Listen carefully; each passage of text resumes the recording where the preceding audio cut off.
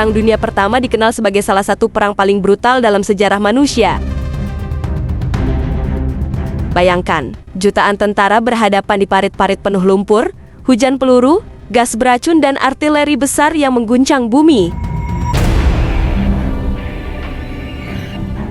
Tapi, di tengah semua kengerian itu, ada sisi lain yang justru bikin geleng-geleng kepala.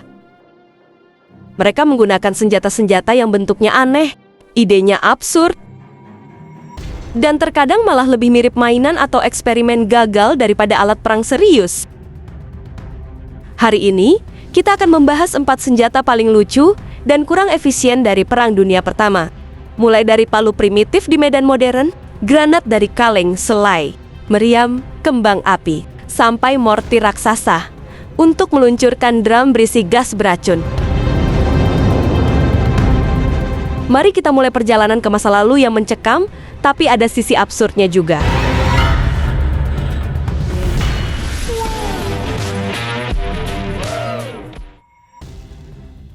Pertama, Trench Riding Club atau palu parit. Bayangkan perang modern dengan senapan mesin, artileri, bahkan tank. Tapi di tengah semua itu, banyak tentara justru kembali menggunakan senjata ala zaman pertengahan. Sebuah tongkat kayu dengan logam atau paku di ujungnya. Namanya adalah Trench Riding Club, atau biasa disebut palu parit. Senjata ini digunakan saat malam hari, ketika pasukan melakukan serangan mendadak ke parit musuh. Tujuannya jelas, membunuh dengan senyap. Tidak ada letusan, tidak ada cahaya tembakan, hanya pukulan brutal dari palu kayu berduri. Kalau kita lihat bentuknya, lebih mirip tongkat baseball buatan sendiri daripada senjata perang. Tapi jangan salah, walaupun sederhana, senjata ini bisa sangat mematikan jika mengenai target yang pas. Yang bikin lucu adalah kontrasnya. Tentara di abad ke-20 dengan senjata modern yang sudah canggih, malah kembali ke gaya bertarung barbar ala abad pertengahan. Seakan-akan teknologi sudah maju, tapi tetap saja, tongkat kayu yang dihiasi paku dianggap solusi terbaik di tengah perang modern. Bahkan, beberapa tentara membuat versinya sendiri. Ada yang menambahkan besi di ujung, ada yang menempelkan mata gergaji, ada pula yang menggunakan gagang sekop. Kreativitas tingkat tinggi, tapi hasilnya malah terlihat seperti senjata zombie apocalypse daripada perlengkapan perang dunia.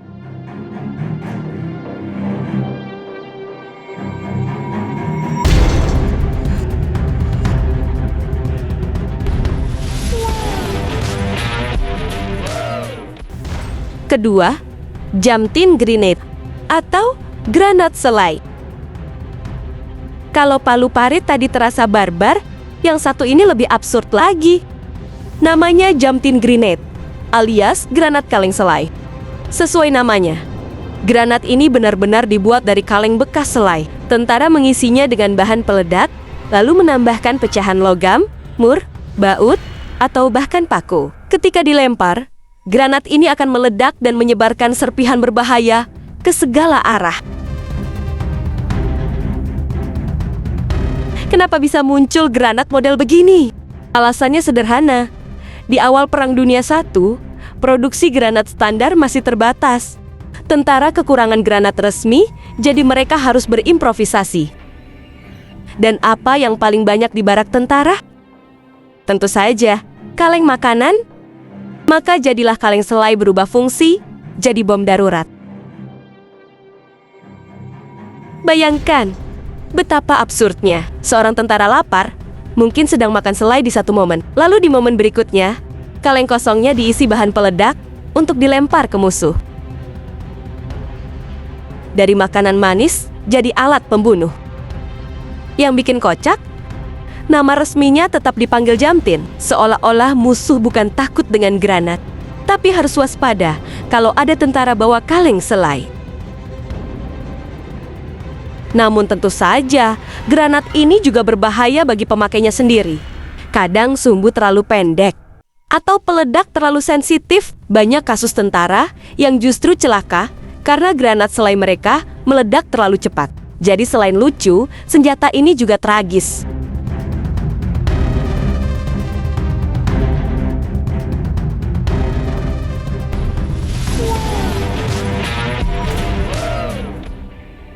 Ketiga, Flaming Onion atau senjata bawang terbakar. Kalau dua senjata sebelumnya terkesan primitif, yang satu ini justru terlihat canggih, tapi hasilnya malah aneh. Namanya Flaming Onion, sebuah meriam anti udara buatan Jerman. Cara kerjanya cukup unik. Meriam ini menembakkan serangkaian peluru tracer, yaitu peluru bercahaya ke langit malam. Karena ditembakkan berurutan, terlihat seperti rantai bola api yang naik ke udara. Pemandangan ini membuat tentara sekutu menjulukinya Flaming Onion, alias bawang terbakar. Bayangkan langit perang yang gelap, lalu tiba-tiba muncul rentetan cahaya seperti kembang api. Alih-alih membuat musuh takut, banyak pilot sekutu justru menganggapnya mirip pertunjukan kembang api gratis. Tentu tetap berbahaya kalau terkena, tapi secara visual, meriam ini jauh lebih teatrikal daripada menakutkan.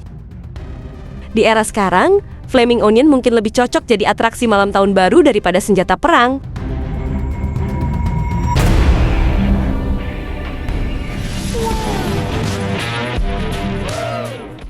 Keempat, Levens Projector atau mortir drum gas. Senjata lucu terakhir kita mungkin terlihat paling absurd sekaligus paling berbahaya. Namanya Levens Projector, bentuknya sederhana. Pipa logam besar yang ditanam di tanah, mirip meriam primitif. Tapi yang diluncurkan bukan peluru biasa, melainkan drum besar berisi gas beracun atau minyak yang mudah terbakar.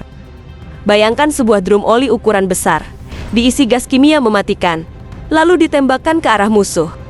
Ketika drum itu jatuh dan pecah, gas akan menyebar ke parit-parit lawan. Dari sisi teknologi, idenya cukup sederhana, tapi hasilnya benar-benar menyeramkan. Namun di sisi lain, tampilannya justru terlihat konyol. Pipa besar yang menembakkan tong minyak terbang seperti eksperimen sains yang gagal, atau mesin barbeku raksasa yang salah fungsi. Banyak tentara bahkan awalnya menganggapnya lebih mirip mainan berbahaya ketimbang senjata serius. Levens Projector memang bisa memicu teror di pihak lawan, tapi juga berisiko untuk pasukan sendiri. Angin bisa berbalik arah dan menyebarkan gas ke pihak penembak. Lagi-lagi, senjata ini jadi bukti kalau ide aneh dalam perang bisa sama berbahayanya bagi musuh maupun pemiliknya.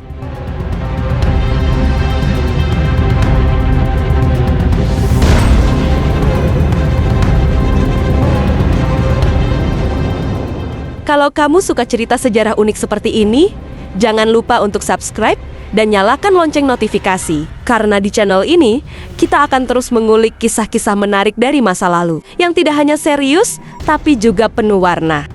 Sampai jumpa di video berikutnya.